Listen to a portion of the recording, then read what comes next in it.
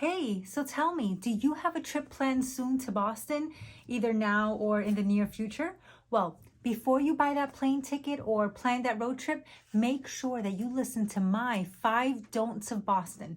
It's always a good idea to make sure that you're researching what not to do everywhere that you travel. That's the smart thing to do. Well, I did that research for you, so just listen to what I have to say. Let's get right into it.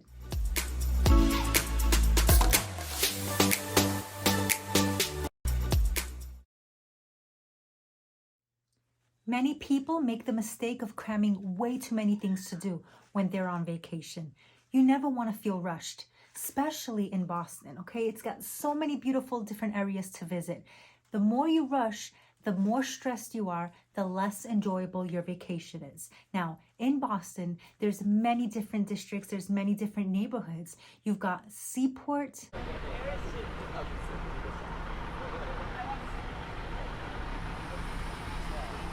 Boston Commons, COPLEY Square, CHINATOWN, and many more areas to explore.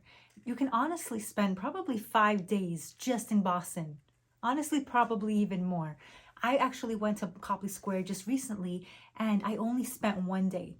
I didn't even get to see half of what there was to do. So imagine all these neighborhoods of Boston. So take your time, look around, take it all in. So speaking of that video, make sure that you go ahead and check it out. It's 1 day in Boston in the winter time. Maybe you'll get some itinerary ideas to add to your trip, especially if you're coming soon in the winter time.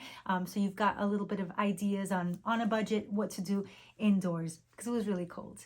Now, again, slow down, take your time. But if you can't take your time, what if you are only passing through Boston and you're using it as a day trip? Maybe you're going to New Hampshire or the other way, you're going to New York, right? And you want to make that quick stop in Boston. Well, that takes me to my second don't of Boston.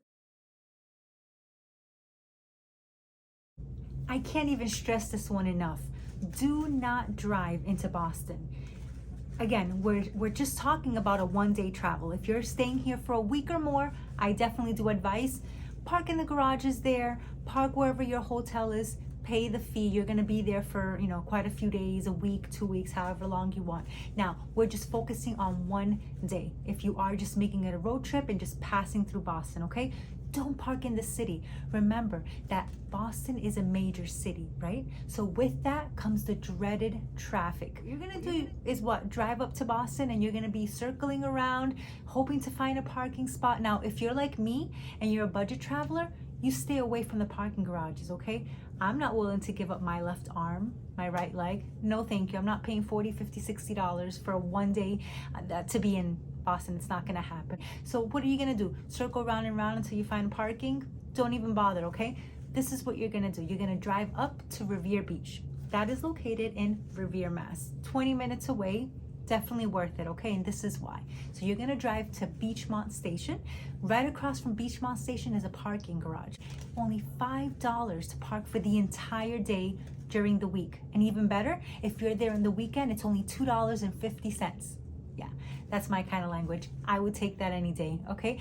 Park right across the street, 2-second walk, honestly under a minute walk from the garage to the, and it's not even a garage. I don't know why I'm saying a garage. It's an open parking lot. You're gonna walk right across the street. You're gonna take the blue line, go right into Boston. Take all the stops that you need, okay? The blue line goes into the red line, the orange line, whatever you wanna go, wherever you wanna see, take it from there. I'm gonna make sure to leave the link in the description box below with the train information as well as the Beachmont parking information, okay guys? So another thing that I wanna make sure that you do understand is that the streets in Boston are dated way back in the 1600s, okay? So they're very old-fashioned. They weren't updated. The grid system is insane, very hard to navigate.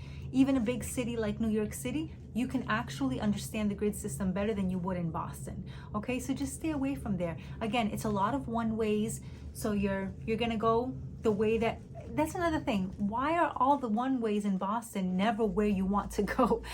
And the tunnels, I mean, the tunnels take you where you don't even want to go as well. So just stay away from there, okay? Take my advice, go to Revere and take the train. And if you have little ones and they're not used to the train, that's an adventure for them. It's an adventure for you too if you're not used to riding the trains. It's fun.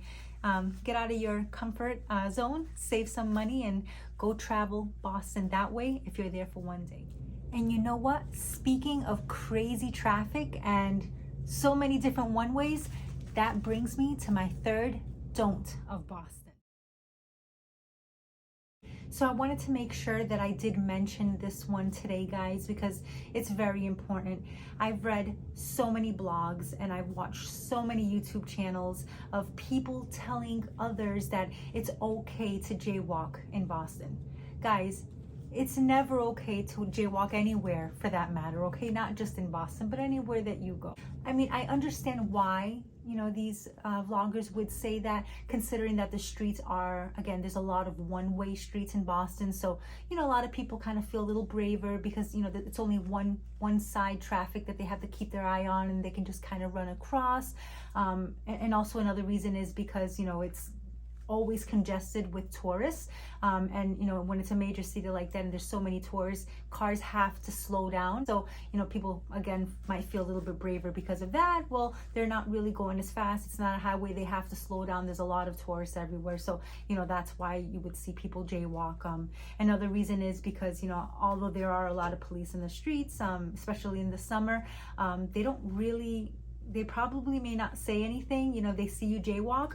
The most is probably fine you, which is only $1 in Boston. So I understand why a lot of bloggers would say that, but just don't do it, okay? You are on your holiday. You've spent who knows how long, right? Everyone's different. You could have spent a whole year. Some people spend a few years saving up for their vacation. Why would you risk it jaywalking? I don't understand. That's a big don't for me. It's just, please do not jaywalk. I see it all the time. It's not worth it. Imagine someone in your party or in your group getting hurt. I mean, it's gonna ruin your whole holiday. Memories and fun over medical bills, guys. Come on, okay? So remember, be patient, wait for the walk signal, use that crosswalk, do not jaywalk. Make sure you remember that when you're in Boston.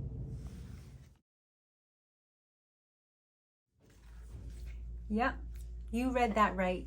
If partying is at the top of your list of things to do in Boston, then you better be prepared to end that party early. Due to liquor licensing laws, most restaurants, bars, and nightlife venues close between 12 and 1 a.m. Even the public transportation shuts down. So something that a lot of people really don't know is that there is no such thing as happy hour in Boston. That's crazy, right? Because when you think of vacation, you think happy hour and party. I mean, you go sightseeing, but you know, the nightlife, right? Not in Boston, okay? Since 1984, that has been banned, and that happened because of concerns to drunk driving, okay? So that's okay. Just, you can still party in Boston, okay? I'm not saying that you can't party. There's still gonna be places that are open. You can still drink, okay? Don't expect that half price, but because they don't want to promote the drinking, right? But you know, you can drink, have fun, okay? Just be prepared that you're gonna go back to your hotel a little bit early, and that's okay. You're gonna be exploring all day, so your feet are gonna feel it. Party for a little bit and then go back home. But if you do drink, just make sure that you do drink responsibly, okay? So this is another serious one. Casually wearing any attire with Yankees on it will literally have people giving you the evil eye. You will even get harassed, not maybe, at least one person will harass you on your visit. You may even get poor service in the restaurants. Yeah. Bostonians are no joke, especially when it comes to their beloved Red Sox. Actually, all of New England, but even more so in Boston. What's that? You don't believe me? If you don't believe me, go ahead and throw that Yankees hat on or that Yankees jersey. Go in the middle of summer too while you're at it, okay? Let me know how that works out for you. I'd like to hear about that one. So that does it for my 5 don'ts of Boston. Thank you so much for sticking around. I really do appreciate it. If you found this video to be helpful at all, make sure that you subscribe and follow along so I can give you more of my tips and tricks as I travel around the world as well, okay? Well, thank you so much. And again, my name is Vero, and thank you for watching as I'm living in the moment. Bye.